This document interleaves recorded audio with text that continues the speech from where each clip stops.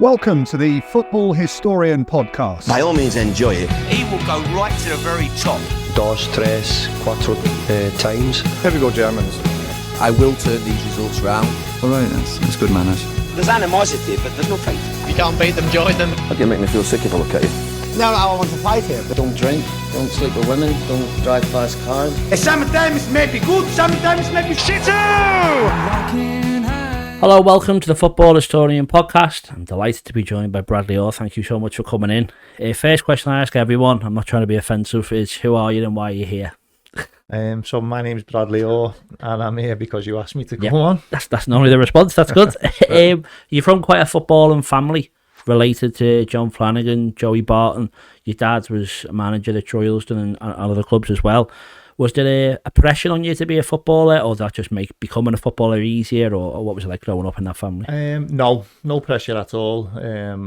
But it's all I can remember from a young age, really, being around my dad and going to training with him and going to his games to watch him, and then joining a team pretty young. I think I was around 7, my first team. So it was in my life from early on, but there was never no pressure from anyone really for me to go on and become a footballer. It's just a passion that you had, a shared passion type thing, yeah. Yeah, it was just something that I loved. Like most kids, playing footy loads at the time and being around it, being in dressing rooms with my dad and being on the team coach, going to away games, seeing what it looks like and feels like to be in a proper football environment from a very young age. Yeah. And they were they were more than willing and open to let us as young lads, myself and Joey, be a part of that and witness it and see what it looks like from a young age. Yeah, and you were a Red growing up, but Everton is where you made your first step into the game.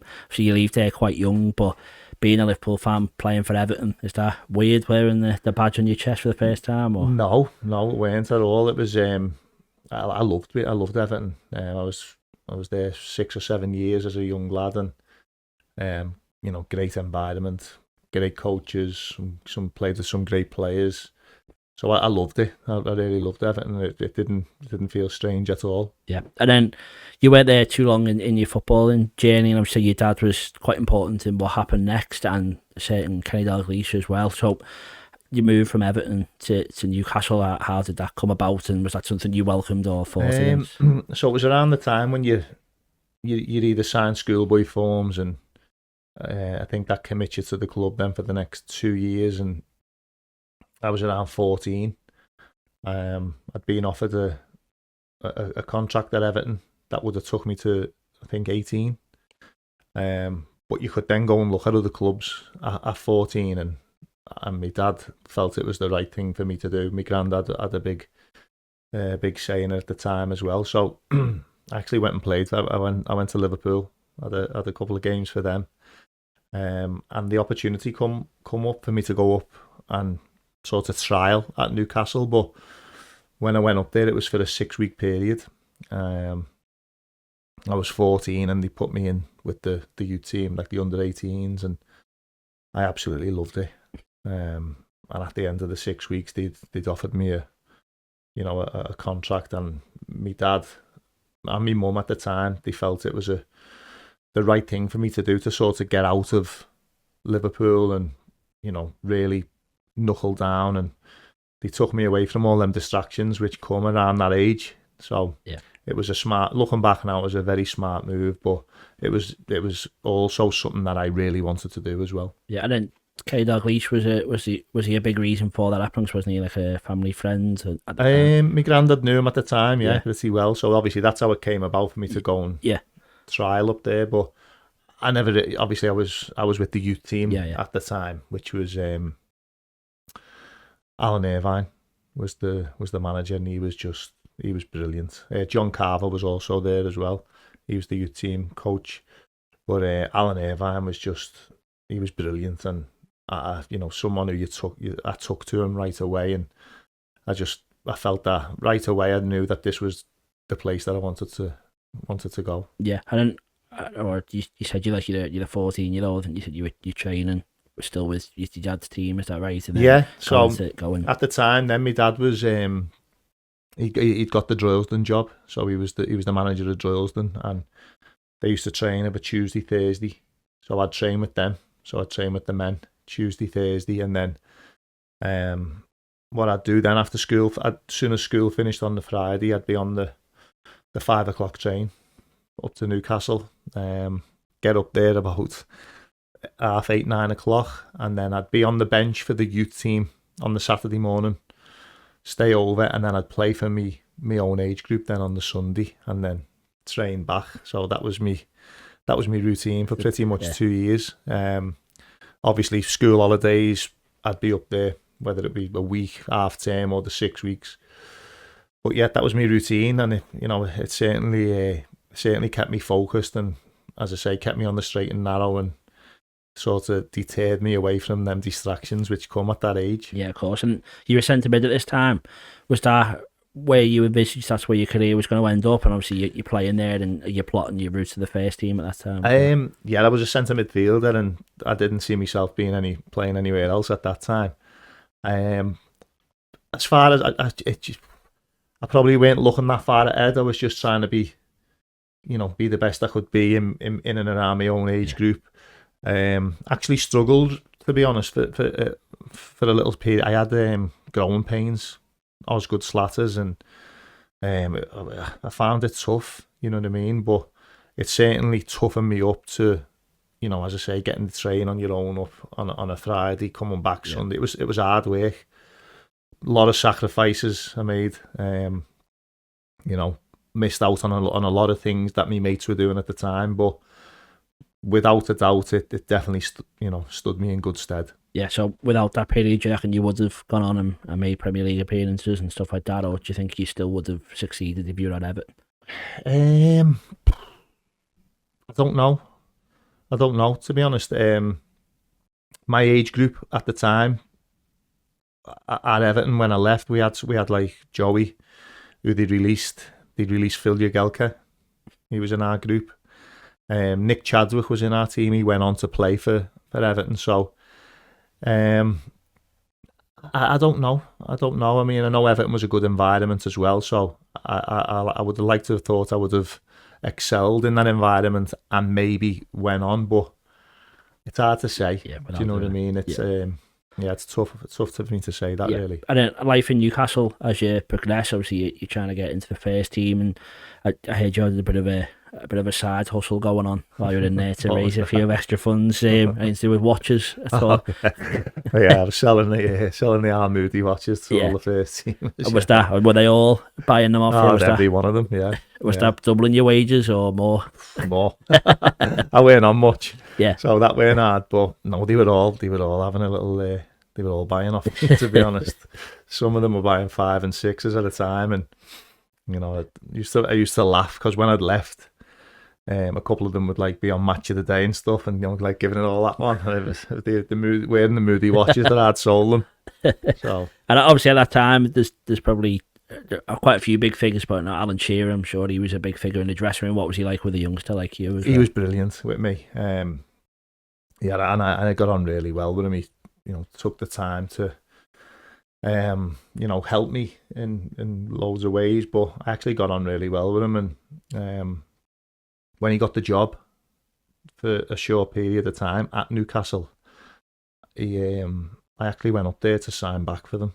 He tried, if he was going to get it, he was going to sign me, and I went up there to watch a game and have a chat with him and all that. So, but obviously it didn't come off, and then he very nearly got the Southampton job when they were in the Championship around that time, and I spoke to him again about signing for them. So he was obviously it was a massive honour for him to want to sign me as when he was maybe going into management, but it didn't quite work out.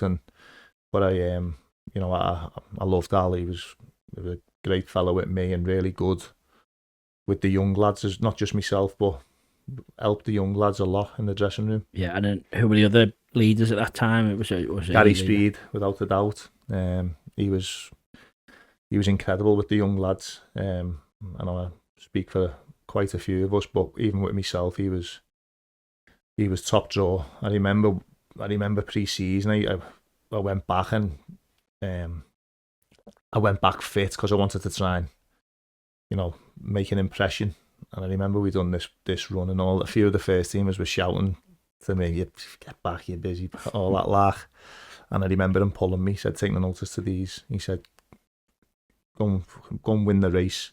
He said, because he said, "These are all already established. You're trying to make your way in the game, and any way you can do that, do it." He said, "Now I'll be right on your shoulder if I can." You know what I mean? Always looking to help. And he was a big character, but great round the dressing room, and he was certainly a leader. He was a leader in that dressing room, even amongst all the big names. Yeah, but I think everyone who speaks about him always has nothing but positives to say, which says a lot about the man, doesn't it? And to have him on your back, and obviously you left an impression on Shearer if he's still looking for you in the future. But you don't go on to make your name there. Obviously, you have a short loan to Burnley where I think an injury crisis then brings you back to Newcastle. Is maybe one regret from your career might be that you never got to play, at St James's Park. Yeah, I would have loved it, but I just couldn't break through. I was knocking on the door.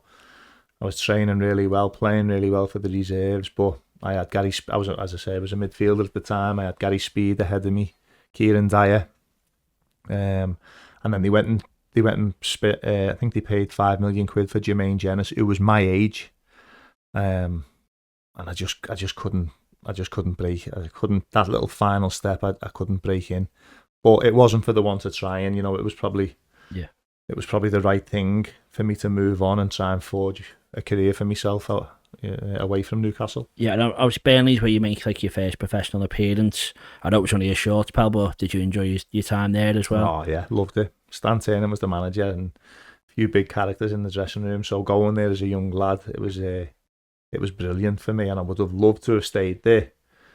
But Bobby Robson called me back from the loan because they had injuries, and I thought, if he's calling me back, I'm going to play. Yeah. And when I went back in, I was on the bench and I never got on. And looking back, I would have liked to have stayed at Burnley, but it was brilliant for the short time that I was there. But we'll move on, go to Bristol City, where I'm sure there's a lot more happy memories for you.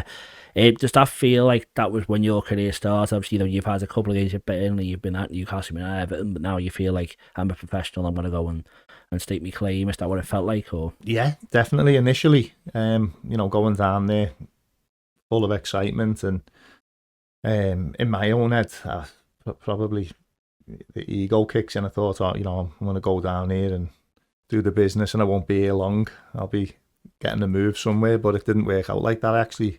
I found it tough when I first went down there.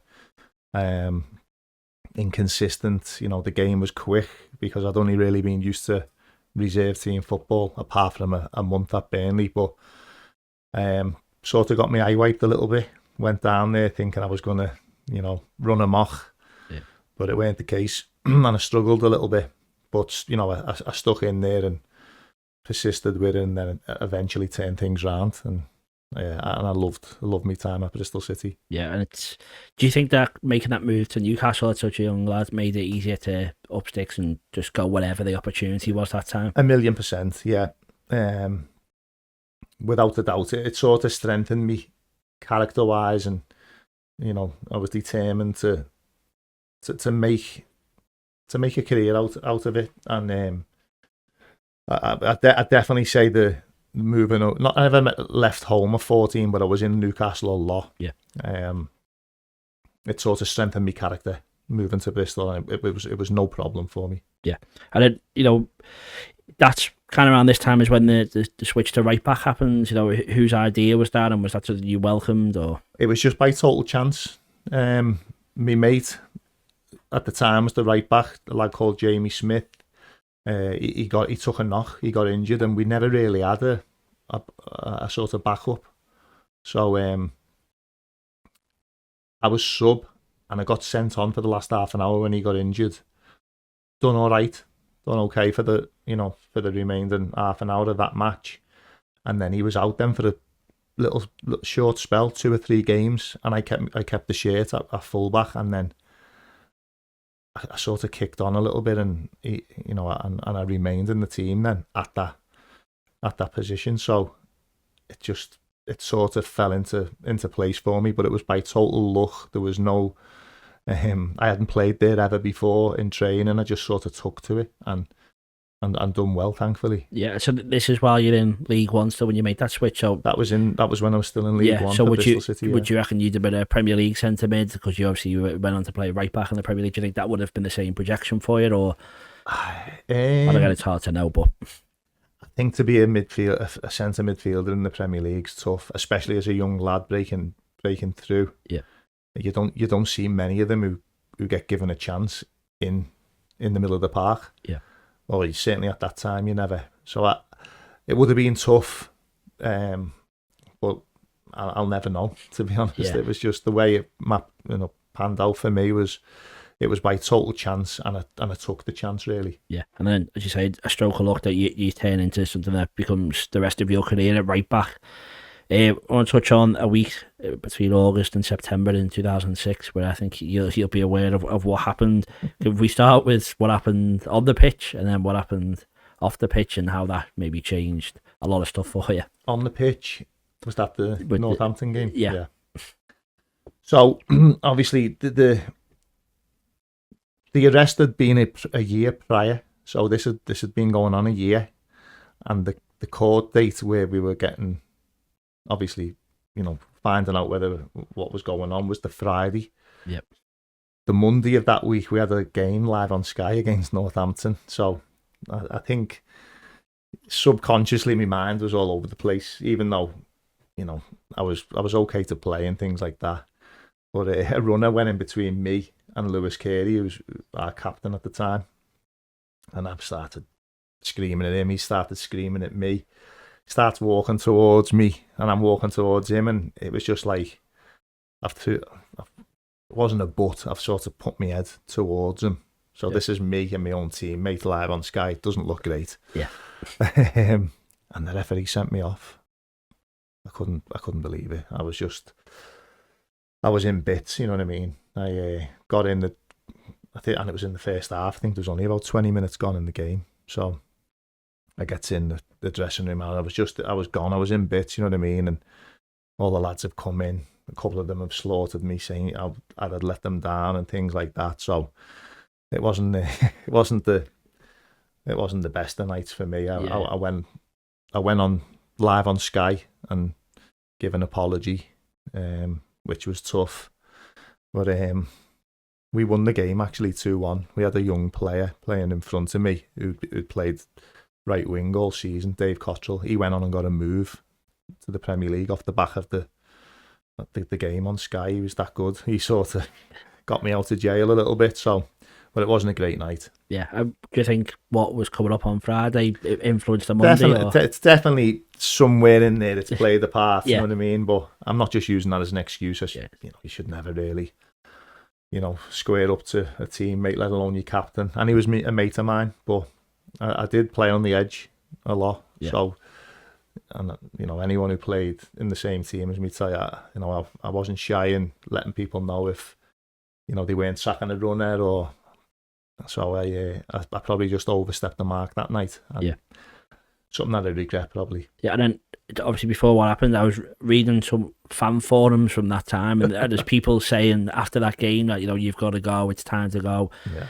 What happens on the Friday? I think you'll explain. Obviously, you're in court. I don't think you're expecting to end the day in not coming home. No, no. We went to court and we got told I had legal aid. At the time, which the solicitor representing me said, just plead guilty to that, and you'll only get 20 hours, 25 hours community service, and which I did, but the judge gave us a custodial sentence then, which I just weren't expecting. Yeah. So yeah, and on the Friday we got sentenced to jail. Yeah, so that is quite a bad week. I'd say. It ain't great, I've had better weeks. Obviously, it's a very short spell, but it must have felt like forever whilst you're in there, and the pressure of what's happening next. Am I going to keep my job? Is that all like the main things that are going through your mind? Or yeah, it was just a little bit surreal. Yeah, it was like a bit of a whirlwind week, bit surreal. Obviously, at the time, one of the lads who was also arrested and and jailed was a lad called Steve Brooker, who was a centre forward, and he was doing really well.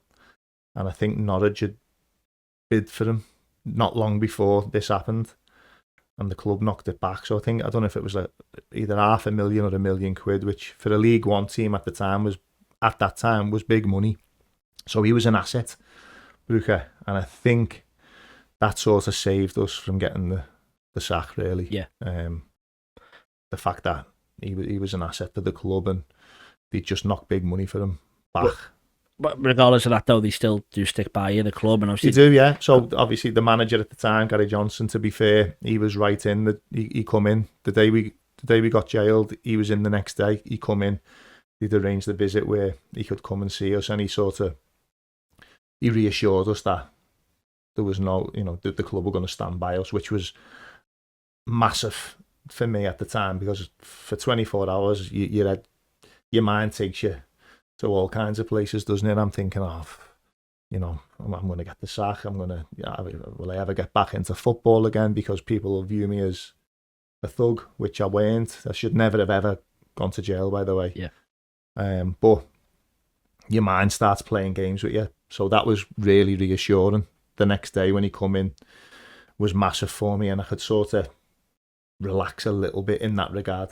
Yeah, and then that, I'm guessing that's the lowest point of your career, and obviously people have a crossroads there. You get a choice of you either become that person that people think you are, or you fight back against it. And was that just then a determination to prove that they were right for sticking by you? And when you got out? It was total.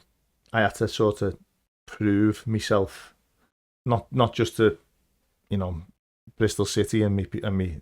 I felt I had to prove myself to everyone again, and sort of rebuild me character. So it was one of them, head down, crack on, and like I'm gonna sort of shut a few people up here, and that's what the mindset was. Yeah. Quite great. Well, we'll have a quick break there, and we'll come back for the redemption. This part of this story. So we'll see you in a couple of seconds. Thank you.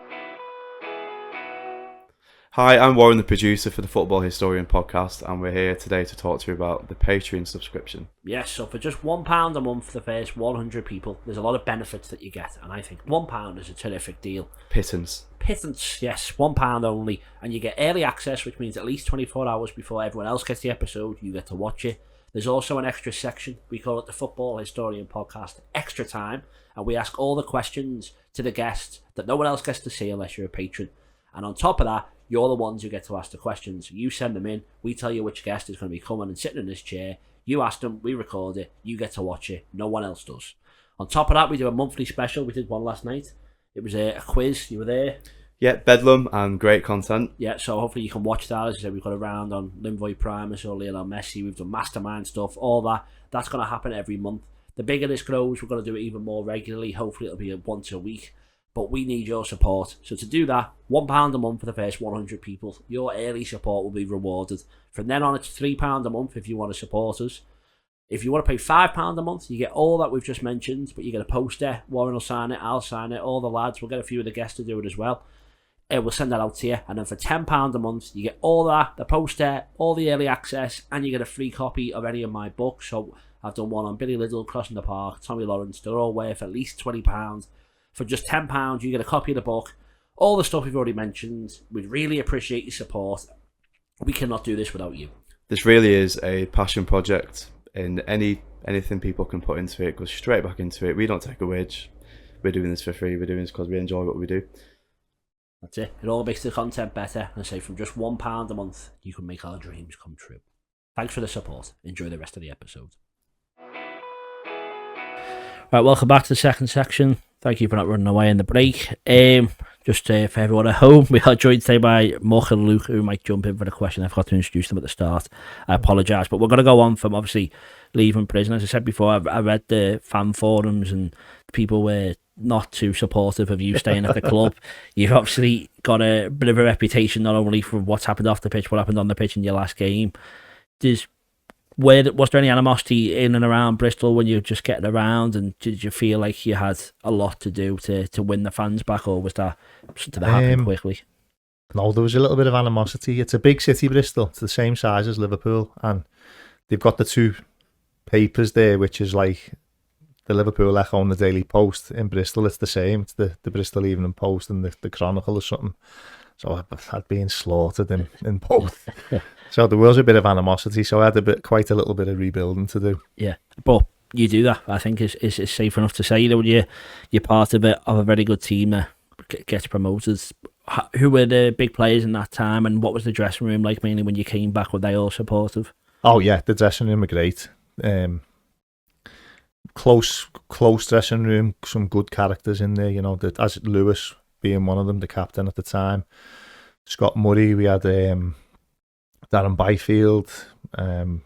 We had a good squad that took us up in that year. Phil Jevons. I think Jevo was our top scorer the season we got promoted. So we had a great goalkeeper, Adriano Basso, Brazilian, who was brilliant. So there was Jamie McAllister. We had a good dressing room, and we deserved to go up in the end. Yeah, I've got a quote from you here, which I think was part of your apology as you came on. You said, the best way to make up for it is for me to give 100% on the pitch and to help us achieve promotion. So, you know, did you feel like that was your burning desire to just do everything you could to repay Bristol and to prove everyone wrong? Yeah. Definitely. As I say, I knew I had quite a lot of rebuilding to do as far as my character was concerned.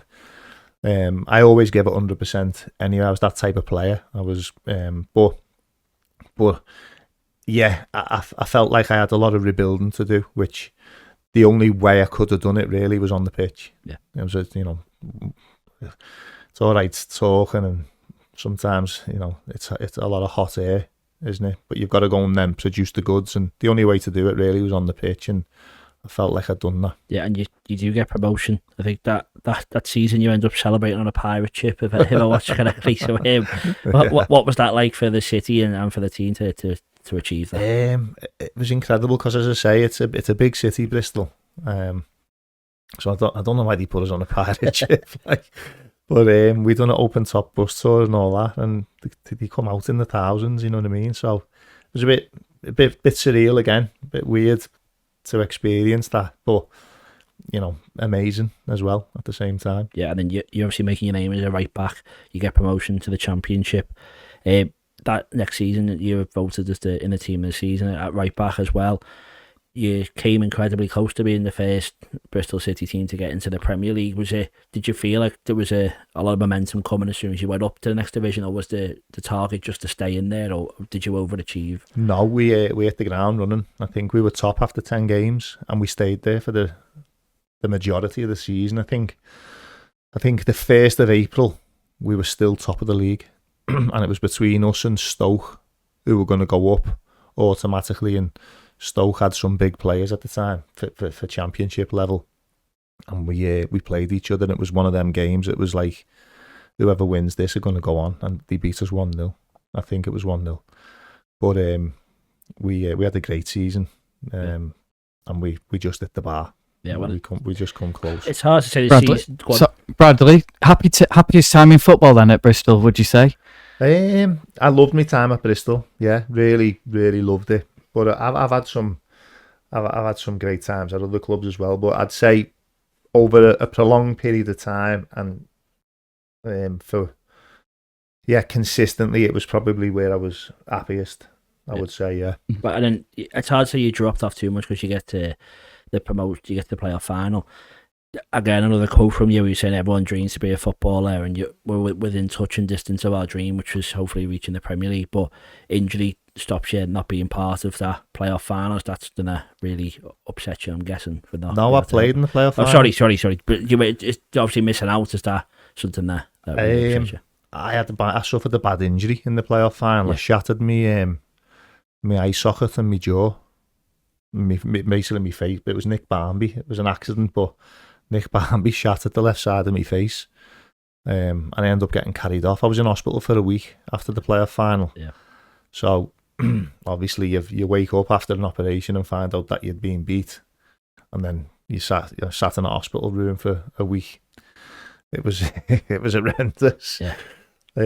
But it's part and parcel. It's football. It's life, isn't it? So. But it was a tough one to take. Yeah, and obviously it's the famous Dean Windass goal, and it's quite a famous game. And do you spend the rest? That's obviously the hardest game to lose. It must be in football. Do you just other times of the season you looking at how they're doing the next year and thinking that should have been us or that could have been us? Oh yeah. So when they've gone up, you obviously next season you're looking at them in the Premier League, and it's always that what if, but. You get what you deserve, and they probably deserved it on the day. I can't remember too much about the day or the game. I've never watched it back really, but you get what you deserve, and that's that. Yeah. And in November 2008, it's reported that you were rejecting new contract offers and were put on a transfer list. Is that correct? And how come you didn't want to stay there anymore or didn't want to accept a contract? I just felt they weren't meeting my value and my worth, and it was just as simple as that. I felt that the contract that they'd offered me, I was worth more. Yeah.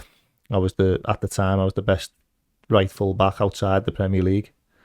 And there was a little bit of interest from the Premier League, so I weren't going to commit at that time for a contract that I felt wasn't anywhere near what I thought I was worth, and I rejected it. That's fair enough. And so you sign a new contract in the January, and then you leave in the summer. Is that correct? As well as what I've read about it. So did you manage to convince you, or was that them trying to get more value, saying that they'll let you go? Or no. So I actually got made to train with the youth team, right? Which was a disgrace at the time, really, because what I was saying was I've still got a season left, and you're still going to get maximum effort out of me. But Gary Johnson at the time, I was made to train with the youth team, and they went on a bad run, Bristol. I remember the chairman, Steve Lansdowne, phoning me and saying, look, if I can convince the manager to bring you back into the squad, what's your thoughts? And I was like, absolutely. I'd love to obviously come back into the squad and be eligible for selection. So, which they did. So I got back in the team then and went on a good run, personally, and the team picked up. So they then offered me a new and improved contract, which I signed. Yeah. And so at that time, your thoughts weren't to be leaving. At that point, it wasn't like a tactic from them or you to try and get more money out of it. It was just I just felt that the initial offer, which they said was the final offer, wasn't good enough. So I was like, okay, well, I'm not signing it. And then they sort of come around to my way of thinking and give me what I was wanting. So I signed that then. Yeah, that's right. And then obviously your next move then is QPR.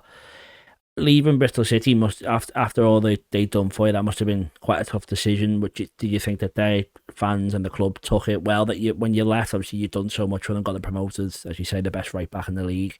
Was that a tough decision for them to take, and a tough decision for you to make as well? No, it wasn't tough for me. I was ready to go. Yep. Off to London as well, so yeah.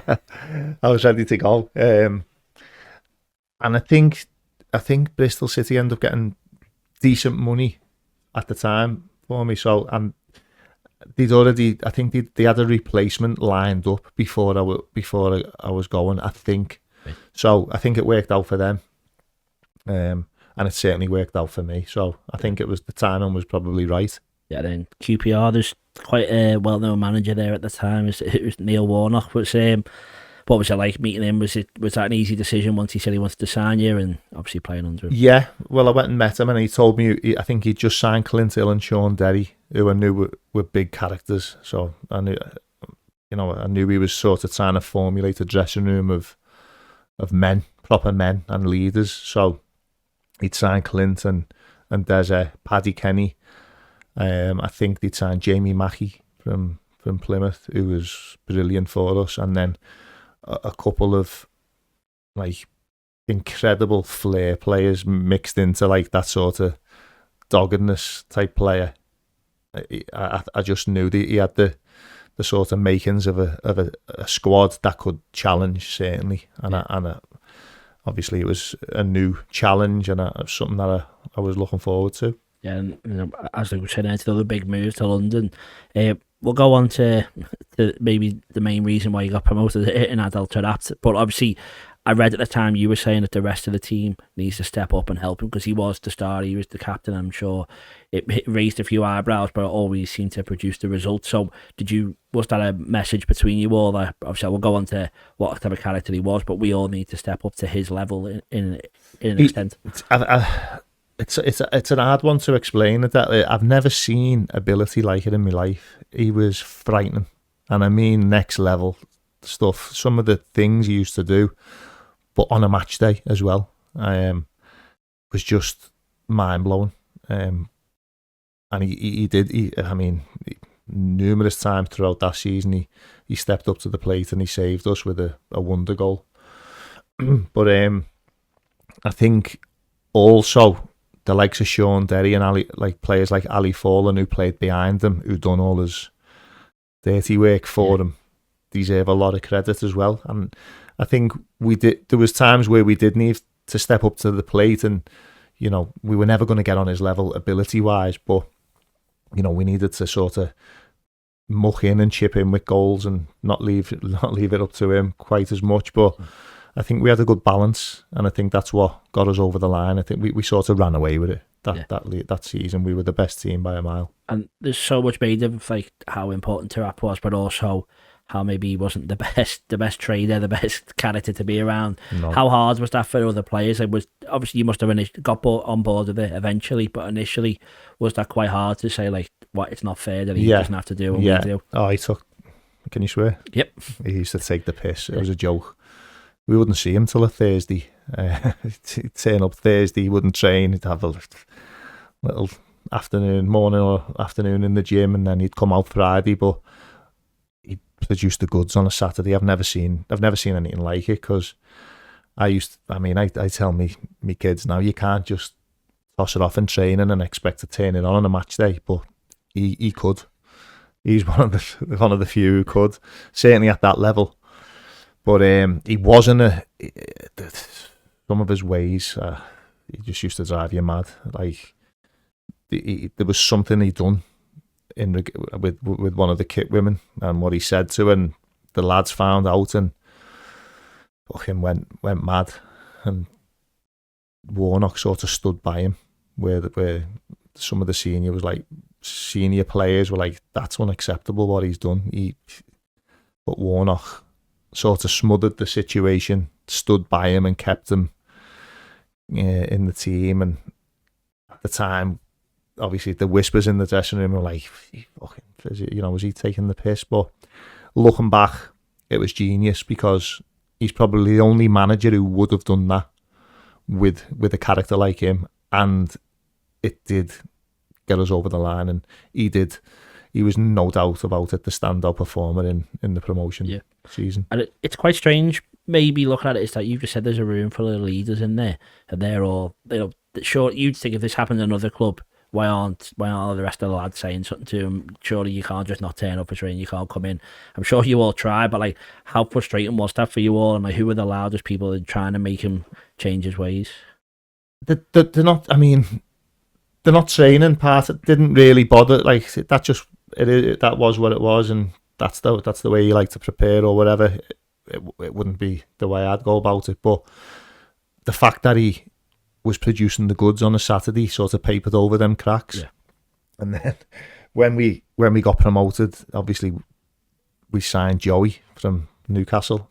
Barton comes in, and he was just like, "What's his game? Who does he think he is?" And Joey would smash him, and I mean smash him, training session after training session, to the point where Taarabt sent a legal letter in to the club and refused to train because he said Joey was trying to kill him. Which chalk and cheese, Joey. Joey just couldn't. Joey just couldn't have that. He obviously played at the top level for a prolonged period of time, and we're just promoted into the Premier League, and he's like, "You've got players coming in on a Thursday or a Friday? No, that's not happening here. Not while I'm captain." And Joey was a bigger character than Warnock. Warnock could not deal with Joey at all, and it was the beginning and the end for Warnock. The way he couldn't handle a situation, because no one had questioned it to the point of, like, Warnock was always in control of our dressing room at the Championship level. But when he's gone and signed the Premier League lads who have been there, done it, big character like Joey comes in and like, no, that's not happening. Like, you train properly, you're part of the team, you do as we all do, and when he weren't getting hit, he said, okay, I'll take it into my own hands, and he would smash him, and I mean, ridiculous. Yeah. And as I say, Adel I think he wrote a legal letter into the club and refused to train because his career was in danger, which is crazy, isn't it? Do you think that's why Warnock struggled at Prem level all the time? I don't know. No, I don't know, to be honest. Or you can only comment on the situation that you were involved in. And as I say, I think when you're winning week in, week out at championship level, which we were, and Adel was getting away with murder really in regards to his preparation and his attitude and his application, but was producing the goods on a Saturday. It was, as I said before, it was papering over the cracks. So it was allowed to an extent, even though you had some big characters like, as I say, Sean Derry was a leader, and he done everything right, and it was sort of allowed, if you know what I mean. But then when you're going into the Premier League and you've got players who have been there, done it, and then the results aren't quite going for you, question marks then, isn't it? And you've got to be held to account, and Joey held them to account, not only Adel but the manager, for letting them away with what he did, with murder. So it sort of come to a head, really. Yeah, it's easier, as you say, if you're top of the championship and you're flying. As soon as you start losing games, everything gets a bit harder for anyone. Exactly. That's it. There's one other person that wants to give you a quote that you said about an opponent and see if you can guess who it is. You said, "I've never come across a more repulsive human being. The things he was saying was disgusting. He's just broken someone's leg. You're a horrible, disgusting man." Do you know who that was about? Hadji Diouf. Yeah. Good guess. Can you tell us what happened there? Oh, look, I've got crazy this. So we get Blackburn in the FA Cup, and as I mentioned Jamie Mackey before, he was the most honest, hard working, like, professional footballer. One of the most I've shared the dressing room with. And he went in for a tackle with Gales Juve. This is away at Ewood Park. And Jamie was one of them characters. He'd never stay down. You know what I mean? He'd get it. He'd hit people, but he'd always bounce back up. But he was down, and I knew it was I thought, something's not right there, because Jamie Mackey doesn't stay down. And then Hadji Diouf, the type of character he is, he's over him, pointing, effing and blind, and to him. And I'm like, Jamie's rolling around the floor in agony. So just before half time, the physios get called on. I never said nothing to Diouf at the time. I thought, okay, he's, heat of the moment. It is what it is. It happens. So then we goes in at half time, and we got informed that Jamie had a double leg break. It was a bad leg break. So Diouf was playing left wing at the time, and obviously I was playing right back. So I said, the lad who you was screaming and shouting at, I said, like, telling him to get up. I said, he's had a double leg break. And his reaction was like, he spat on the floor and was like, fuck him, fuck his leg. And I was like, what? So, go the next 45 minutes, I'm trying to smash him. And then something got said as we're walking off the pitch at Ewood Park, and Rob Hulse was our centre forward on that day, and he's a gentleman, Rob, calm as you like, but he'd gone. He wanted to kill, and it was something that Diouf had said as we're walking off. So I remember there was murders in the tunnel. Diouf's being dragged away by security, and so anyway, we get in, we get showered, and we're sitting on the team bus ready to go. We're waiting for Warnock. He's doing the interviews. I think Warnock on the interview called him a sewer rat. He called Hadji Diouf a sewer rat because it had all come out what he'd been saying. And next thing you just hear is like, a car revving. He had one of these sports cars that were like silver, bright silver, and it's him revving the car, sort of antagonising. Sean Derry's legged it off the bus, fucking volley in the car, dints all in the car. Des has got his hand in the window, and Diouf's wound the window up and drove away. Des is like hopping along, trying to get his arm out the window. there was murders, and then we comes in on the Tuesday. We got the Monday off. We come in on the Tuesday, and I was in his ear all game after that then. So Taarabt says to me, "Oh, I've had El Hadji on the phone. He said he's going to kill you." I went, "Oh, did he?" I said, "Get him on the fucking phone now." He's phoning him. Couldn't gets on the phone and starts with the attitude again. I was like, "You fucking animal." And you couldn't write this. It goes on holiday in the summer to Dubai with my wife, me kid, the twins who were young at the time, and my wife's family. So I'm walking through the hotel on about the second or third day, and he was sitting in the foyer, Hadji Diouf, with a big sheikh and like an agent or something. And I just couldn't help myself. I've gone flying over. So there's murders in the foyer. I'm getting pulled away from him, and shit. This big sheikh, they were actually trying to do a deal to take him to Saudi Arabia at that time. Yeah. Okay, murders, and who's the left back who played? Armand Traore was there, who played for QPR, but he was in the Senegal squad with him. And I was like, tell him if I bump into him again, I won't be able to help myself. I'll kill him. And a fight got arranged in the gym of the hotel between me and El Hadji Diouf. Honest to God. So my brother-in-laws at the time were like, "Well, what time's the fucking fight being sorted for?" I'm like, 6 o'clock in the gym at the hotel. He's like, "Wow, okay." Selling tickets. Honest to God. So he said, "Good, we get up there early." So I'm in the hotel 5:30, fucking on the bag, warming up for this fight. Oh, you couldn't write it. Well, thankfully he never turned up, and nothing come of it. But honest to God, what a disgusting human being. Did you bump into him ever again? Or? No, I never seen him. And tell a lie, played against Warnock, signed him for Leeds. Yeah. After calling him a sewer rat, couldn't believe it. I was like, "You two-faced bastard." He signed him for Leeds, and then we're playing Leeds, and Warnock's assistant, who was one of his assistants at QPR, great fella, Ronnie Jepson, had got wind that obviously a few of us weren't happy and things like that. And I remember him coming over in the warm-up, and he was like, "Brad, look." I was like, "I just want to say," and I thought, I was like, don't want to hear it, Jeppo. Like, you've done what you've done. He went, no, I just want to say there's a CCTV in the tunnel, so just be careful what you do. And I was like, okay.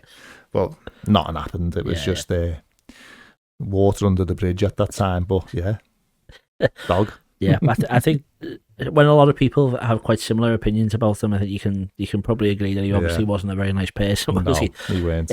We'll go back to QPR then. You get promoted. Luke Young comes in.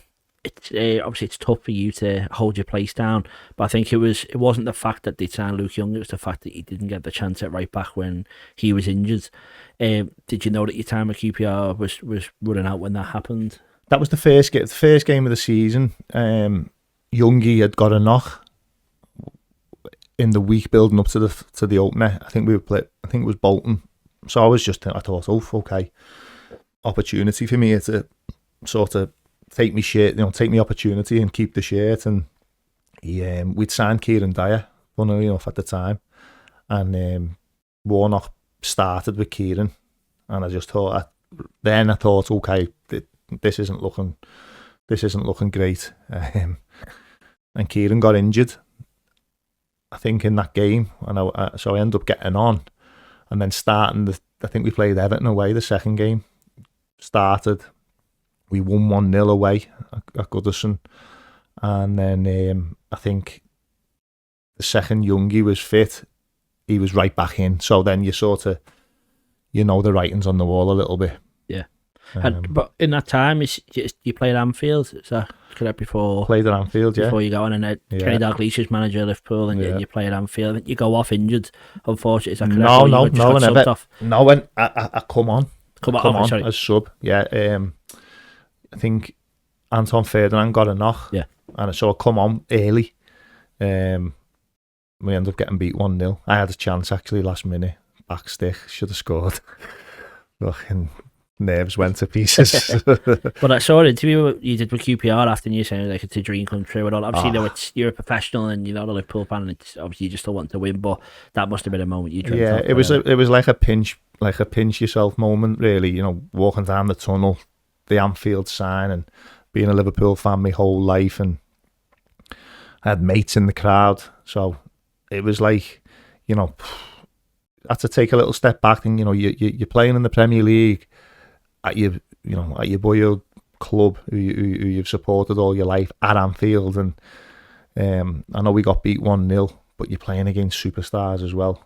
It was one of them. I thought, oh, that was a special moment, but you know, getting a result would have been nice. But sometimes you've got to like take a little step back and appreciate where you are and where you've got to, and that was certainly one of them moments for me. Yeah, well, I think. Whose shirt did you get? Did you get anyone's shirt from that?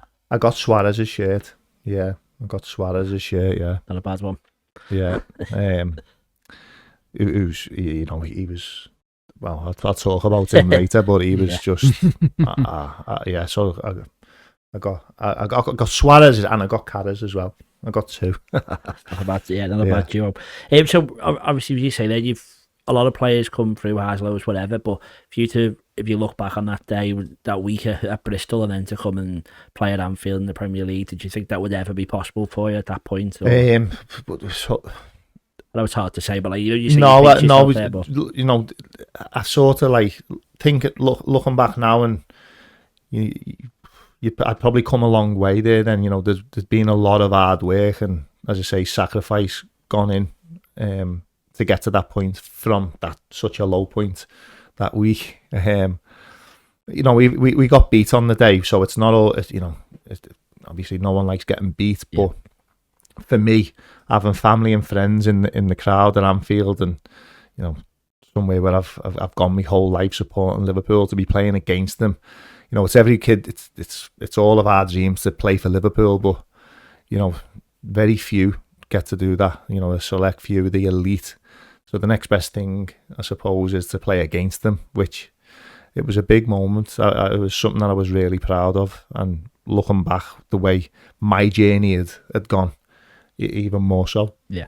And then obviously it's not long after that you changed QPR for Blackburn. There were two sides, obviously, battle of relegation that time. When you make that switch, was your full belief that QPR were going down and Blackburn would stay up? Is that a reason why you thought that, or was it just that you get more football at Blackburn? I wanted to play week in, week out, which was a big part of me decision. Warnock had gone at that point, and we appointed Mark Hughes, so I think I had Mark Hughes for about 6 weeks, and he was great with me, Mark Hughes. He'd offered me a new deal to stay at QPR. He did say that he said you're not going to be my first choice, but you'll play quite a lot of games. But when you look back at the end of the season, you'll have played a decent amount. But I wanted to play week in, week out. I think I was 28, so I was coming into what I thought would be my prime, and I wanted to play week in, week out, and he understood that. So I said, look, if the opportunity comes up for me to move, I would like to go and play. And he was great with me, to be fair.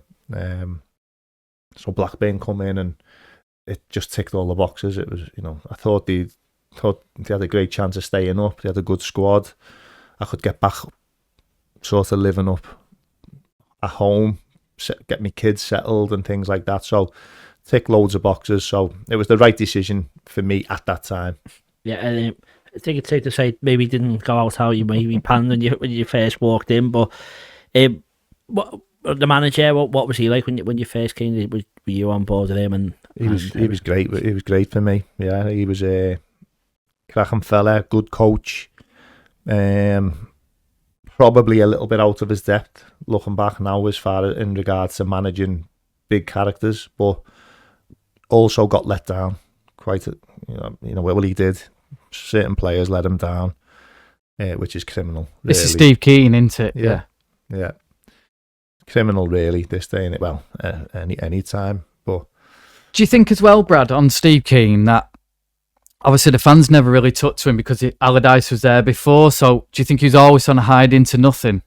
Yeah, but I didn't know too much about that. I think there was a few things come out later on, but I wasn't really privy to that, you know what I mean? But I definitely think he was bang up against it from the get-go, you know what I mean? The fans just weren't having him at all, and there was nothing he could do to turn that round. So when it's like that, and you're constantly working in an environment where people want you to fail rather than succeed, your own people, it's tough, isn't it? So I think he was up against it. Yeah, and it wasn't, as you say, it wasn't the best of seasons of run-ins. We'll just fast forward to the Wigan game. I think it's probably the easiest way to do it. You play Wigan, and it's a local derby. It's a big match. Wigan get the win, and the relegation is secured. The fans weren't exactly plotting that you may stay up. They weren't very supportive of Steve Keane. There was quite a lot of animosity in that place that day. So if you just explain what that game was like. I've never seen I've never seen an environment in a football ground like it.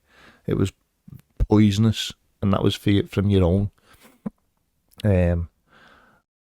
I come off with about 10 minutes to go, injured, and I was sat behind the dugout, sort of 4 or 5 rows behind the dugout. When the final whistle went, I remember seeing it on a cricket ball, a corky come from about 30 rows up and just missed Steve Keane's head by about that much. And I just thought, wow, like this fella just is bang up against it with these, you know what I mean? And was that the chicken one as well? Were the chickens running on? No, that was a different game. Okay. But they were throwing all kinds on. But a corky, it could if it had hit him, it would have just knocked him spark out. Yeah. But I sort of knew that he was taking bullets for players who had down tools. Do you know what I mean? Yeah. And I just felt really sorry for him. I felt really, and I thought, I'm not having this. I'm gonna do an interview and sort of give it to these. You know what I mean? Yeah. Which you came out and said, just to quote you again from it, mark my words, he's took things on the chin that he shouldn't have had to. Obviously, he said a lot of other things. You don't have to put words in your mouth. But I think Gael Givet went off that game, and I think Stephen and Zonzi only ran 50 metres of sin and stuff like that. So that was a different game. So that was Swansea away the week before. Yeah, I'd done my Achilles in the Liverpool game at Ewood Park. I think Andy Carroll scored the last minute winner. I was there. It was possible. Was you? Yeah. I'd tore my Achilles, which obviously the scan later showed like a 30% tear in my Achilles. Bang on the kickoff for the second half. Obviously, adrenaline got me through the rest of the game, but I was done for the season. And we went to Swansea, and I travelled down just as a never had no boots, nothing. My season was done, and I remember being in the hotel the morning of the game, and Keano knocked on the door. He was like, "Brad, do you think you could play today?" And I was like, started laughing. I was like, "What do you mean?" He's like, I think we're going to need, if you can like get an injection, and we're going to need you to play. And I couldn't believe it. I was like, what's gone on? He said, Gael Givet's refused to play left back. Said he's not playing. So I was like, fucking hell. So I was like, I'll try. And I remember the club doctor, I had to sign a disclaimer to say that if anything went wrong, it was on me. It weren't the club's responsibility. I had to sign a disclaimer, get my ankle numbed and play in the game. I couldn't move. I think I played 4 or 5 games doing the same. And you've got a so-called club legend in like Gael Givet who'd refused to play. And all the Blackburn fans think he's a big warrior, pretender. Do you know what I mean? And we used to get stats, the Pro Zone stats, on the Monday after the game. All your running stats, your passing channel, everything. And I remember Stephen and Zonzi's running stats on that day against Swansea were about, I think, as high intensity running was 50 metres or something like stupid. The goalie ran more than him. And you. Yeah. On one leg, yeah. But like, to put it into perspective, a centre midfielder playing in the Premier League on any given day should be between 1,600 and 2,200 metres high intense. He'd done 50. He'd basically just tossed it right off, down tools. And Keano knew it. Steve Keane knew they'd down tools. He's got players refusing to play. You've got, you know, the talent Nzonzi had was frightening. He was incredible footballer, but just down tools. And I'm convinced that they were told it'd be easier for them to get out of the club if we went down, and they just tossed it right off, which is it's criminal, and isn't then it? you're sat there on the bench watching fans give it. So then, obviously, fast forward to the Wigan game, you've got fans throwing fucking cricket balls at him, and I just thought, he's taking bullets for people here, and these don't know it. You know what I mean? And I felt sorry for him. It got to the point where I actually feared for his health, and I thought, you know, a human being can't take this day in, day out in this environment where they're just getting slaughtered. There's nothing that they can do is right. I actually felt sorry for him in the end. Yeah, but and you know, to come out and do that interview is fair enough. If we go back to Gail Giva, I think I watched the Sky Sports News report before he went off with a heart problem, which turned out to be a hamstring strain from that match. So is that maybe you have to comment on that? But was that kind of the feeling that you had that a few of these players were just happy to not see Blackburn stay in the Premier League? See, it's Gail. In training in certain cities, like he'd throw his body on the line, and he'd, you know, all action player. But how can you refuse to play because you see yourself as a centre back and not a left back? Yeah, you know, in a relegation fight, you just do anything you can to help the team and the cause, and I just couldn't get my head around it. And this fella's like, you know, a fan's favourite. The Blackburn fans think he's this warrior who puts his body on the line. It's like, couldn't be further from the truth. Yeah. And there's a recent article I read from a couple of years ago which puts you in an all-time worst Blackburn 11, in which you're labelled probably the worst player in the modern history of Blackburn. I never said that, so please have a go at me. But, you know, when you say there you're doing that to your ankle, you're possibly saying goodbye to your career. I'm sure your family weren't too happy of it. How do you feel looking back on like how they treated you and how you can only be honest, can't you? I mean, in take me debut away from it, which was a disaster, but I actually felt I played well for Blackburn, and then obviously I've done the interview, and the fans have proper turned, getting death threats, getting all kinds of nonsense, but at the same time, they don't know I was putting my career on the line with every game I was playing in. I was signing disclaimers before the game that put all the liability on me, not the club. And getting injected, you know, to play. I couldn't walk for a week in between games, no training. I was just turning up, injection, numbing it, playing, repeat. I think I'd done that for a month, 3 or 4 weeks. But they're not to know, you know what I mean? Yeah. Obviously, which is fine. But yeah, it's one of them, isn't it? I mean, we I think we were top of the championship after 8 games. I played every game, and then Henningberg come in. I think he was told from the hierarchy that the fans weren't having any under orders not to play me, and that was that. I was done then, you know what I mean? Yeah. Well, there's quite a few loan moves and whatever that follow, but just to quickly talk about Venky's, they got quite a mad reputation in football. There was rumours of Blackburn signing Ronaldinho, there's all other mad stuff. Do you think that their intentions were to do well and they just didn't have a clue, or was it they just did wrong? Or? I think their intentions were to do well, obviously, but they were just way out of the depth. I think there was Madame Desai, who was the sort of matriarch of the family, and then the 2 brothers. One of them was a playboy, wasn't he?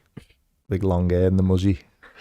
He had a penthouse on Deansgate in Manchester and just didn't know what day it was, I believe. But I never seen them. I used to speak to when I was trying to get out of my contract. I spoke to the Madame Desai a little bit, but some of the appointments, they hired a fella called Shebi Singh, who was like the Richard Keys of the Middle East.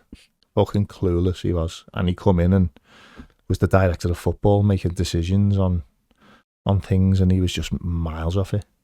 So I don't know. I think their intentions were obviously good, and they've pumped millions of quid into it, but they were out of the depth, I suppose. Yeah, I think it's Ipswich, Blackpool, and Toronto follow. Obviously, every time you got on a loan and coming back, was the effort from both sides to try and end it, but obviously you're not wanting to lose out on a contract that's been signed, or were there offers there and you were against what Blackburn were doing, or how was it panning out that there was just short loans rather than a permanent move? So obviously Henning Berg come in. It was a bluff, absolute phony, and then he only lasted 50 odd days. I'd signed for Ipswich on a 3-month loan, which was going to turn into a loan for the rest of the season. But Henning Berg, I think he only lasted 50 days. So Michael Appleton got the job, and he phoned me straight away. He said, I'm not bothered about what I'm getting told from above. I'm going to pick the team. He said, so I want you back. And I went back. I think I started 8 games, beat Arsenal away in the cup, done well, and then we played Peterborough at home. Never forget it. I got done for one of the we went 2-0 down, and I got done for one of the goals off a throw in. I've gone too tight, and it was Nathaniel Mendes Lang. Remember him? Yeah. He spun me and went through, squared it, goal. So I'm at fault for the goal. The whole stadium just started booing and screaming and shouting. That I was just like, I can't even make a mistake here, you know what I mean? I'm bang up against it. And I remember the ball coming back to me off the kickoff. Where the family tickets were at Blackburn, they were all like this side by the dugout where I was in the right back position. And the ball comes back to me, and the whole stadium just starts fucking screaming, booing. And I just remember putting my foot on the ball, looking into the crowd and just going, fuck off. And then there was uproar then. And half time, Michael Appleton said, what have you done? I was like, I'm not having it. Like, can't you make a mistake? You know what I mean? And he was like, Brad, I've nothing I can do here. I'm going to have to take you off. I was like, oh, of course, I understand. And that was the last game I played. So you're happy that to be your last memory? Are you happy? Yeah, I thought, fuck them. Fuck off. It was obviously, with Ipswich, Blackpool. I just want to touch on Toronto. Obviously, that's quite a mad experience. And you said you were quite open for a move abroad, but there was maybe a taste of home. There was quite a few familiar faces with the likes of Jermaine Defoe, Ryan Nelson, Steve Caldwell, a lot of people that you played with. Was the blend of a new challenge with familiar faces something that you look forward to? It was just a breath of life. It was just exactly what I needed at that point. You know what I mean? Something totally new, fresh start, clean slate, like new experience, and I absolutely loved it. Toronto, really enjoyed it for the year that I was there. But it was me twin boys at the time. They'd done a year in school. So we pulled them out, brought them over to Toronto, put them in school there, which the schooling system's different, so they fell behind a year. And it was one of them. I was never going to move there and set up home there. So there was an opportunity of maybe staying on for another year, but that would have meant me lads falling 2 years behind in school, and it was one of them. It was a decision that we had to make as a family, and as much as I loved it, I was like, I've tasted that sort of experience, loved every second of it, but I probably knew in my head as well that I was done, really. Yeah. So I was like, you know what, let's just leave it at that, go back. I still had 2 years left on my contract at Blackburn, and Gary Bowyer had got the job at this time now, and I really like Gary, got on with him. He was the reserve manager when I was going through all the nonsense, and he knew what was going on, so he used to pull me and speak to me and was like, disgrace how you're getting treated here and things. So it was tough for Gaz, because obviously I'm coming back, and you know, he couldn't play me and things like that. So it was one of them. I was just like, look, I've got an awful lot of respect. I'll turn up for training. I'll train properly. I'll stay out your way. But I want a certain level of respect back, where I'm not getting brought in to train on my own and train with the youth team and things like that. And he was like, no, okay. And we sort of, I said to him then, I said, look, guys, I'm done. It's pointless trying to move me on to another club. I had a few offers, but I'd made my mind up then that I was going to retire as soon as this contract was finished, whenever that may be. So I think I was back 3 months, and the club pulled me in and offered me a settlement. So I settled up, and that was me done then. Is that a sad day or a good day? No, I was ready for it. I knew in my head, even the last 2 or 3 games for Toronto, you know, when like in my head I was thinking, I'm going to savour these and really like enjoy them, because I knew. In fact, my last game, my big mate Stevie Colwell, who I'd lived with at Newcastle, and he was at Toronto, my last game, or the second to last game, in the dressing room, we used to travel in together. So we're getting dressed, and I was like, don't drop me. I said, drop me at the boozer. He was like, why? I was like, that's my last game of football. And he was like, really? I said, yeah, I'm in my head, I'm done. And he was like, fucking hell, it's okay, where do you want to go? I said, just drop me up like the local boozer by where we lived. He was like, well, I'm coming with you. And we sat and just had a bevy and old stories from when we were at Newcastle and things like that, and just sat for hours, just me and him. Had a good like sort of celebration in my head. I knew then that I was done. So, so yeah, it weren't a sad day. I knew it was coming. Yeah, but it's nice to do it on your own terms as well. Yeah, on my own terms. Not getting your ankle chopped off or whatever, which possibly could have happened. Yeah. Well, just maybe a couple of summing up questions before we end this section. You know, what would you say you have a biggest regret in your career? Is it going to Blackburn, or do you not one as regrets, or would you wish you'd stayed at QPR, or what do you think possibly could have been? No, I don't regret. I don't regret anything really. I mean, obviously, you know, I've made mistakes, and you know, the week that you mentioned before, it wasn't me best moment, but it was genuine. It wasn't like, you know, I was playing on the edge. I probably had a lot going on. It was just a genuine mistake. I look back now, I probably regret that. You know, going head to head with your captain is not great, is it? You know, I'm someone who's got a lot of respect, and certainly for a teammate, and I would never do anything to, you know, hamper the team in any way, shape or form. I'm a proper team player, so I let them down on that night. So I probably, looking back at, you know, that wasn't great. It wasn't a great moment, but I haven't really got no regrets, and I've probably overachieved, if I'm being honest, because I was a honest, hard worker, and no regrets really. Yeah, well, that's a good way to look back at a career. The next one would just be, how do you want football to remember you and what you gave to it? I think football's long forgot me. I don't think it'll remember me at all. I think unless you're exceptional or like top, you're soon forgotten about, like very quickly. So football won't remember me. I'm not that naive. All right, fair enough. And one last thing I want to say is, if you could go back and speak to the 14-year-old Bradley who was, you know, about to go from Everton to Newcastle, is there any advice you'd give him at that point to maybe change the course of his career? Or no, I'd probably be quite proud of the 14-year-old Bradley, to be honest.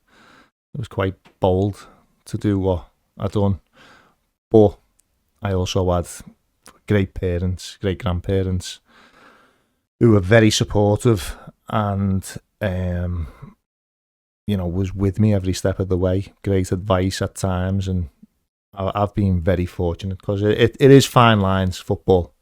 You know, I say this all the time. Sometimes it's not necessarily ability; it's the fact that you can be where you need to be on time.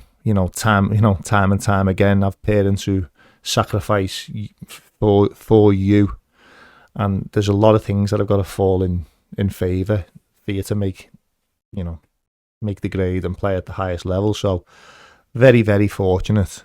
I know that, but I think the advice I got at the time, I probably would have been easier to stay at Everton or stay at home in your comfort zone. But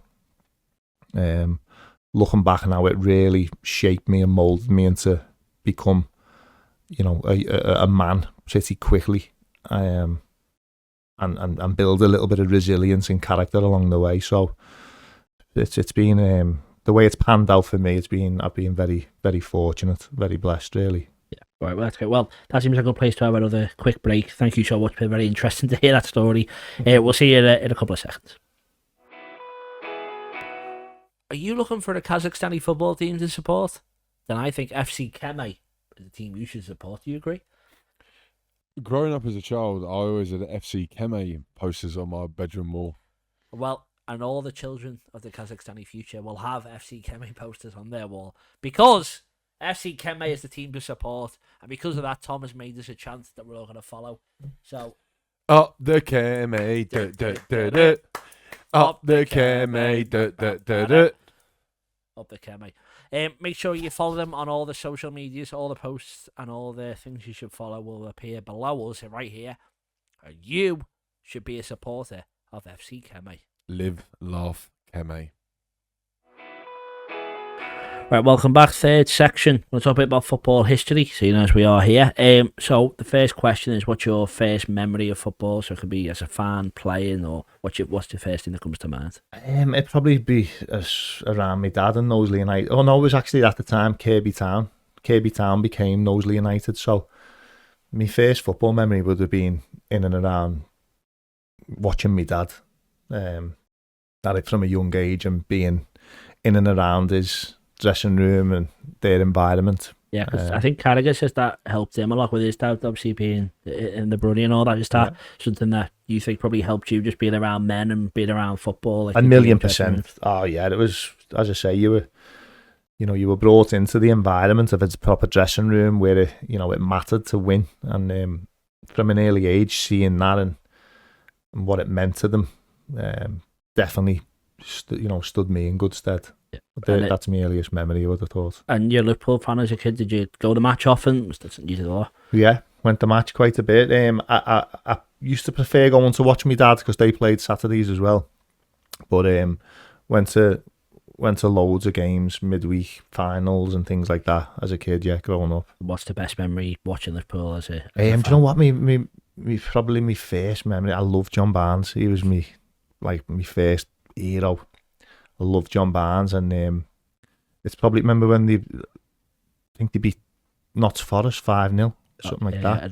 Yeah. And Barnes ran him off, didn't he? Yeah. That's probably my first memory as like a Liverpool fan. There's photographs of me at Wembley. I think it was the '86 final, but I can't really remember that. I was a bit too young. I think I was only 4 at the time. But my first proper memory was like the John Barnes, Peter Beardsley's, and the 5-0 demolition job of Forest. Yeah. One of the best games that Liverpool played. Right, let's go on into your career. What is the greatest game that you ever played in your career? So as a personal performance, is there a game that you look back on? Probably the playoff semi-finals over the 2 legs, both games. We played Crystal Palace. Warnock was the manager at Crystal Palace. I was at Bristol City, and their danger men were the wingers, and they kept swapping them to try and get a bit of joy out of me and the other fullback. But I remember playing really well in them games. It was Victor Moses and Scott Sinclair were the wingers for them at the time, so I was up against it a little bit, but they were probably the 2 standout performances for me, really. Yeah, and then is there a best game to play in where it doesn't have to have involved you as much, or would that still be the same for you? The one I spoke about before, it sounds a little bit defeatist because we got beat, but just the journey that I'd been on and what it meant to me, really, and my family to be playing at Anfield in the Premier League, probably, against the odds a little bit, was special for me. Really special. So I would say that game. Yep. And then, who's the best manager you ever played under? Funny this, I actually really liked Mick McCarthy. He was just so honest and straight, but really good as well. And I was only there 3 months, so but great fella, proper fella who I really got on with, you know, and took time out of his day to make sure your family were okay because he knew you were living away from home, and like a proper man. So I really like Mick McCarthy, and I'd probably say him. That's a good one. And then your best friend in football? I've got a few. I've got a few good ones. I grew up with Joey Barton, and we're still close to this day. Andy Griffin, a really good mate of mine. I've got a few. Jamie Mackey, top. I've got some good friends. Sean Derry, Clint Hill.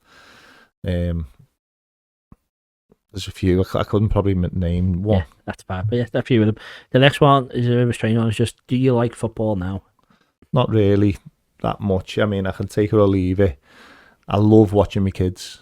I've got twin lads who are 15 who play grassroots level, and I love watching them. And they play over Friday night now, so love watching them. And I've got a little fella who's 6 who he plays Saturday, Sundays and things like that. So I love watching him as well. So that's probably my best part of the week is watching me lads play football. They love going to watch Liverpool when we can get tickets. So I enjoy going and watch Liverpool as well when I can get tickets. But other than that, I can take it or leave it. Yeah. Just maybe thinking, because you didn't play for Liverpool, do you think that helps keep a love there? Because obviously you've seen the inside of other clubs and maybe not enjoyed it. Is it nice to maybe have Liverpool remain as something that you can still be a fan of? Oh yeah, I still love watching Liverpool when I get the chance to, and me lads love going and watching them when we can get tickets and things. So yeah, I love watching Liverpool, and I've loved the last few years under Klopp, and you know what the journey that he's took us on. I love it. Love watching Liverpool. Love seeing us do well. But take that away from me, and obviously me watching me lads. I don't really follow ex teams and things like that no more. Yeah, I follow more mates who are involved in football and see how they're getting on. Yeah. Still managers and things like that. So. Yeah, okay. And then the next one, a couple of ones I've give you the heads up on, which is an easy question: the top 5 players ever. So it's just in the game and football history anytime. Well, I'm going to go with like my era who I've seen, and like obviously what I like. You know what I mean? So number 5, I'm going to go Romario. Nice. Yeah, because he, like, I think I was 12, the '94 World Cup, and. He ripped it up, didn't he? He was unbelievable in that World Cup, and he's got a little edge to him as well, hasn't he? A little dark side, which I don't mind either. So, but he was incredible. Some of his highlight reels are frightening. So number 5, Romario. Number 4, I'll go with Zidane. I just loved watching Zidane. Yep. A genius, incredible. Won everything. So number 4 is Zidane. Number 3 would be the Brazilian Ronaldo. Incredible. Loved watching him. And then it's a flip of a coin between 1 and 2. And so I'll go Messi 2 and Maradona number 1. Nice. And what makes Maradona slightly better? Just because of the character he was. He's a lunatic, wasn't he? And you can relate to him a little bit more. And then obviously the pitches that he used to have to play on, like now they're like carpets, aren't they? But some of the pitches that he used to play on, I used to get booted everywhere, and he was just, I just think he's probably the greatest ever, isn't he? I think, but with Messi closely behind him. Yeah, that's not a bad top 2. Right, okay, then the next question will be an all-time 5-a-side team of your teammates. My teammates, so... And you can put yourself in there. Oh, no, they'll definitely won't be putting me in there. We get tonked every week. In goal, I'll probably go Julio Cesar, the Brazilian. Yeah. great shot stopper, but really good with his feet. So he'll be good in a five-a-side team. We talked about that before, Peter, didn't we? Say what a bonkers signing that was. Yeah, what was he like in the dressing room? I never played with him at QPR. Is that what you're on about? Yeah. I played with him at Toronto. All right. He seems a nice guy, though. Lovely fella. Really, really top fella, yeah. Great guy. Great shot stopper and good with his feet. Probably coming towards the end a little bit at Toronto. So we probably never got the best of him there, but great fella. He's won everything, hasn't he? And played at the top for a long period of time. So I'd say I'll go with him in goal. Good start. I'll go with Kyle Walker at the back. I think you'll never ever see him really getting done in a 1v1, and he can play a little bit as well. And then I'm going to put... He was on loan at QPR, wasn't he? I meant to ask you about it. Did you know then, when he was on loan, he was going to be winning Champions League? We signed him on loan from Tottenham, and he was different class. He was brilliant.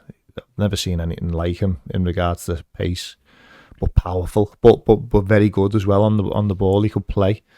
And I think obviously his career that he's had speaks for itself. He's won everything, hasn't he? So I'd put him at the back on his own, because he'd probably be able to do quite a lot of running and what have you. And then I'll go with the two nemesis and arch enemies. I'll put Joey and Taarabt in there together.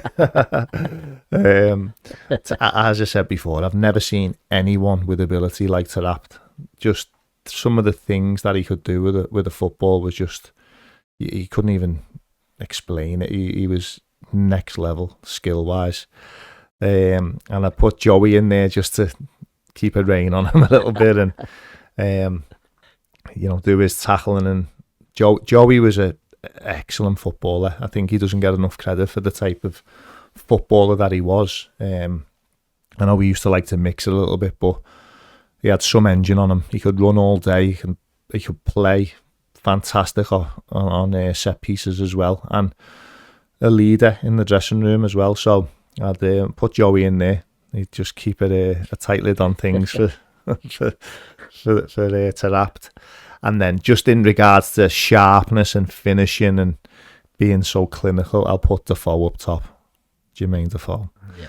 He was and a great lad as well. Top lad, Jermaine. So that's my five-a-side team. Easy one. And then I'll throw in a super sub for you. Is there anyone you want to put on? You can put yourself in there for 5 minutes. No, definitely don't want me in there. Super sub. Do you know what?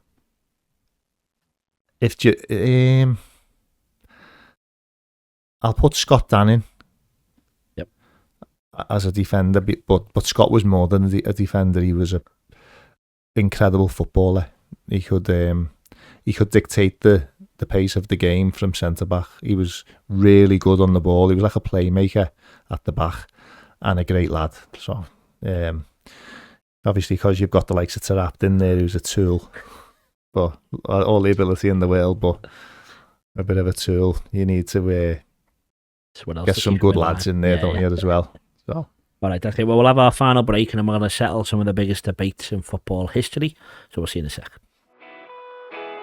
Welcome back to the next section of the Football Historian podcast. Sorry, Pete. I'm really sorry to interrupt you. Where'd you get that shirt from? Oh, this Lazio number's just from Classic Football Shirts. Where'd you get yours from? Thank you. Mine's from Classic Football Shirts as well. Wow. Well, when I bought my shirt, I used the code TFH10 to get 10% off all orders. Did you use the same? I did. I used a discount code. I think it was the same as yours. Oh, TFH10. Oh, that's great, because if you want to get 10% off all your orders, you can use TFH10 at classicfootballshirts.com. Unbelievable deal. The debate. Welcome to the final section. Settle some of the biggest debates in football history, and the first one is Gerrard, Lampard and Scholes. Can you put them in order, please? Gerrard, on his own, out in front by a mile, not even close. I'm going to say Scholes 2. I just think because of the type of player he was, I used to really love watching Scholes, and he could do a bit of everything. And then I put Lampard 3, exceptional footballer as well, but I put them in that order, yeah. Did you play against any of the three of them? Was it guessing Gerrard would have been in that Liverpool game? Yeah. Stevie, played against. I think I don't know if he played actually. I definitely would have asked him for his shirt if he was playing. No, I don't think he played, Stevie. I went to the same school as Stevie, though. He was a few years older than me. And, yeah, top lad, great fella.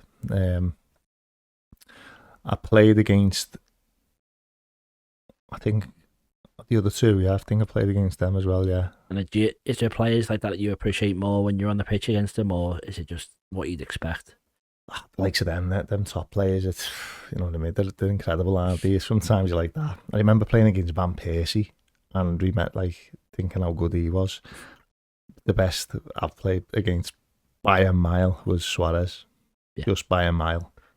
Was he on your side or just in general? He was there doing everything. He seemed to be just all it's playing down my channel, you know, the weak link. But we played against him actually for Bristol City when he was at Ajax, and he just ran amok.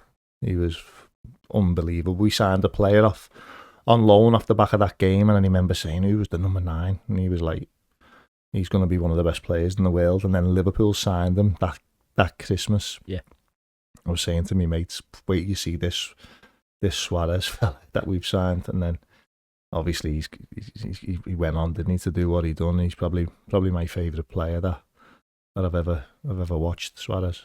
Yeah, well, I don't think too many can disagree. He's quite a special one. The next couple of questions I think you've already answered, but I'll still ask them anyway. Is Pele or Maradona? Maradona. And is that easy? Well, it's just I've only ever seen clips of Pele. You know what I mean? I remember seeing the arse end of Maradona, and he was just incredible, wasn't he? So probably an era thing, a generation thing, but I would say my personal preference would be Maradona. Yep. And then the next one is Messi or Ronaldo? Messi, without a doubt, yeah. And what are your thoughts on Ronaldo being in that conversation? I love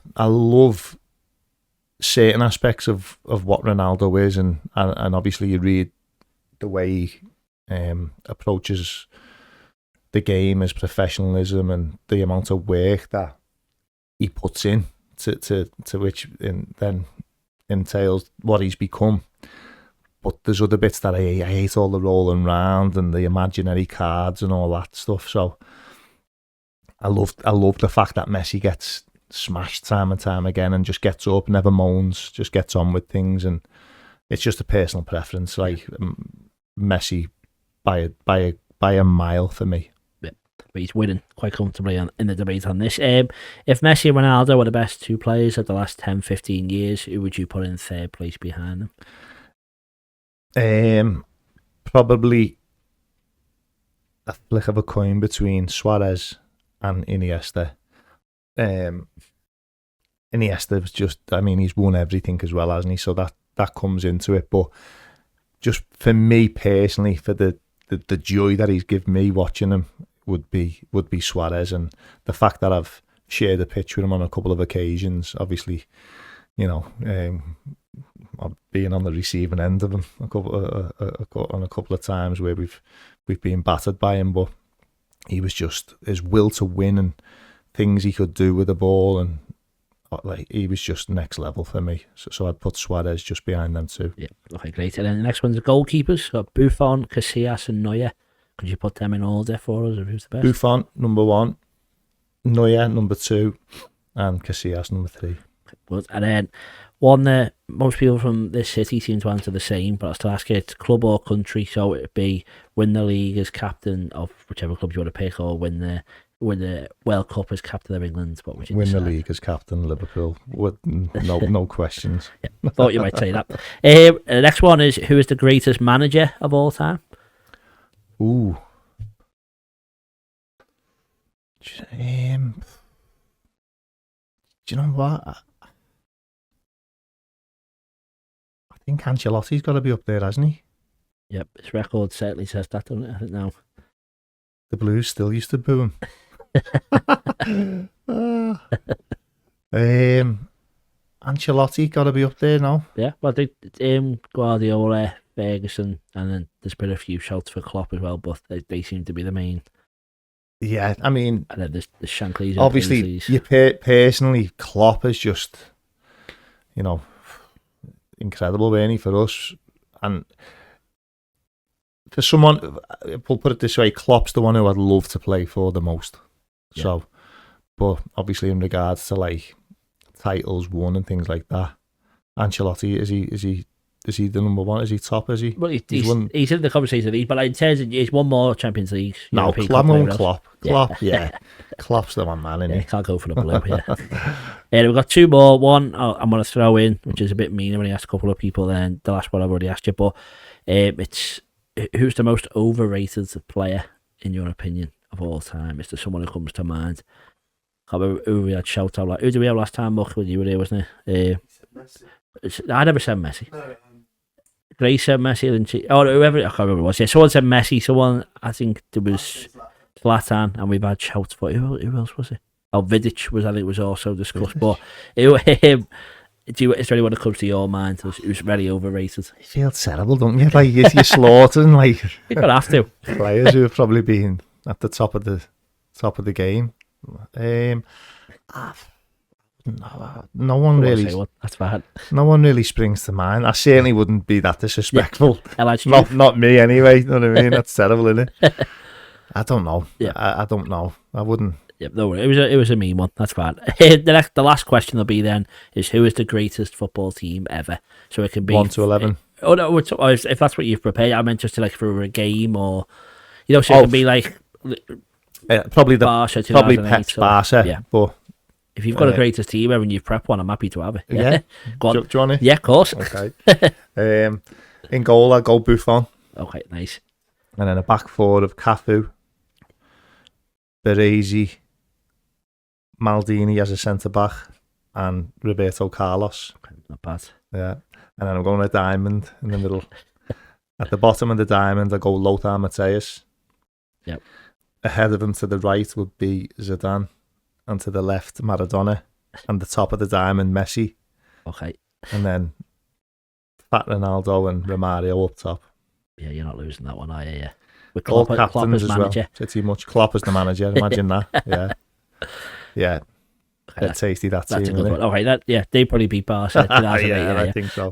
All right, that's good. Well, that's the end of our chat. Thank you so much for coming in. Thank you. Is there anything that you want people at home to look at, follow, share, or anything like that? Or no, my mate's just ran 7 marathons in 7 days to raise money for his daughter. And the charity's called Gift of Sight. So it's if anyone at home would like to donate to that, it's a great cause, great family, and it's that they're on the verge of finding the cure to give sight to children born with albinism. So it's a great cause, and as I say, great family. So if people are at home listening and they can donate, it would be to that Gift of Sight. Okay, great. We'll put a link to that in and put it on the screen as well. Thank you so much for coming along. I really do appreciate it. It's an honour to have someone who's had such a wild career. I'd probably say, but one that I'm sure you are and you should be very proud of. So thank you for coming in. Appreciate it. And thank you as well for watching at home. And we'll see you next time on the Football Historian Podcast.